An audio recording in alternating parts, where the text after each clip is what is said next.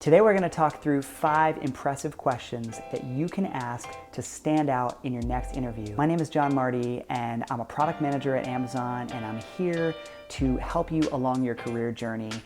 Definitely subscribe if you like the video, and before I get started here, I'm going to have a little tiny bit of Divine Grape kombucha.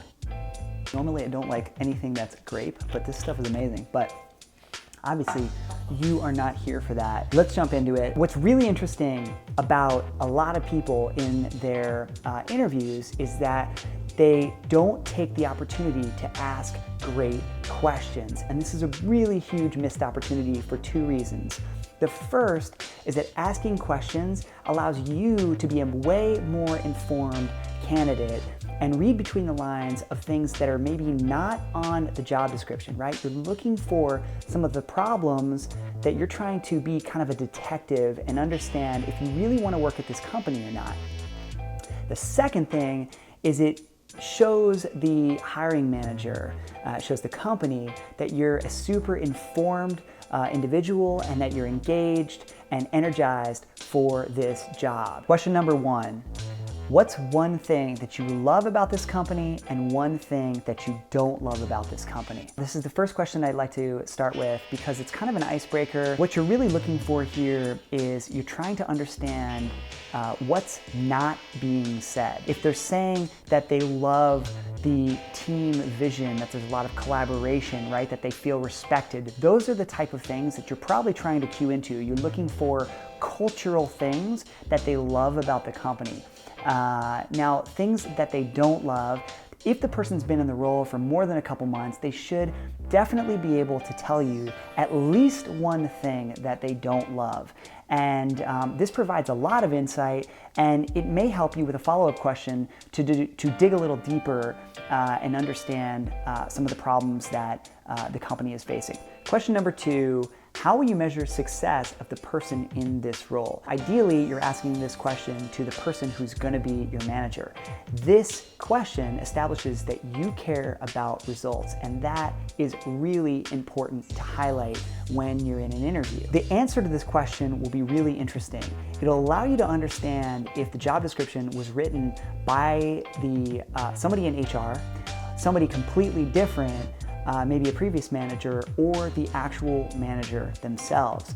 Now, if the role was written by the actual manager, what you're able to establish is what they really care about in the job description.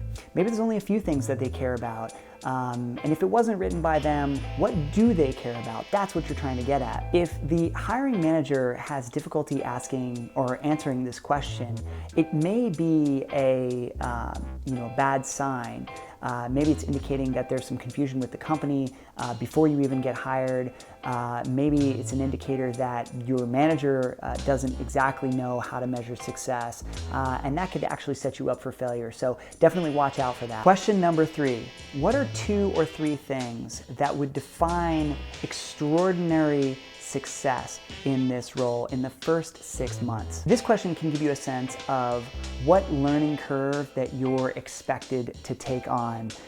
Whether they expect you to spend the first couple months learning and kind of soaking things up, or whether they expect you to really dive deep and have massive results in the first couple months, right? You want to get in their head and understand what your workload is going to be like, what level of expectations, and if those expectations are actually reasonable based on the level of experience you have and the level of knowledge that you have with the company. Question number 4, what's the biggest challenge you expect me to face in the next 6 to 12 months? Here, what you're looking for is something like company politics. Maybe you have to deal with somebody really difficult. Maybe you have to deal with budgetary constraints. All of those factors should weigh into whether you think you're going to be set up for success or failure in your role. Question number 5, can you tell me a little bit about the leadership here? This question is intentionally vague, and what I'm looking for is things that are culturally related. So Typically, culture comes from the top of an organization, and usually that's in the form of leadership principles or some kind of organizational beliefs, a belief system. Now, I'm not exactly looking for that.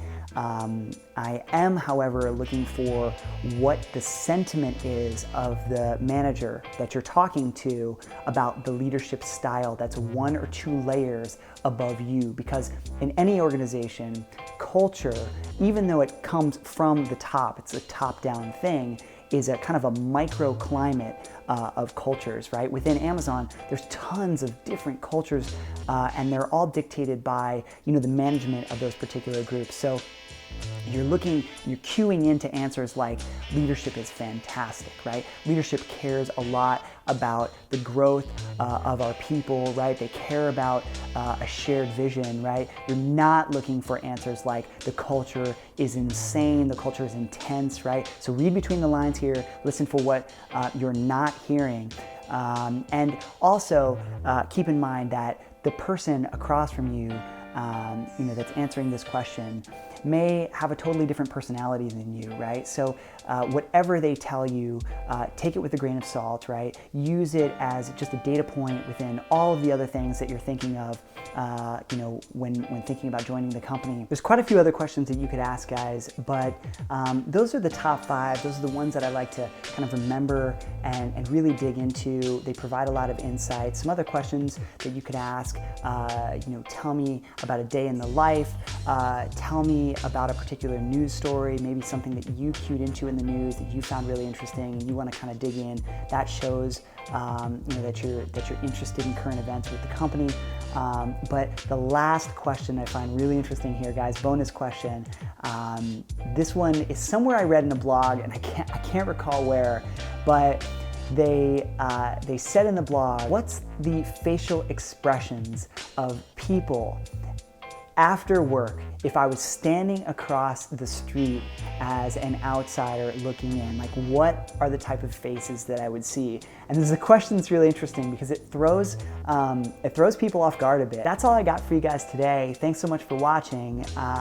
Definitely subscribe if you like the content, and we will catch you on next week's video. New videos coming out every week. Thanks a lot.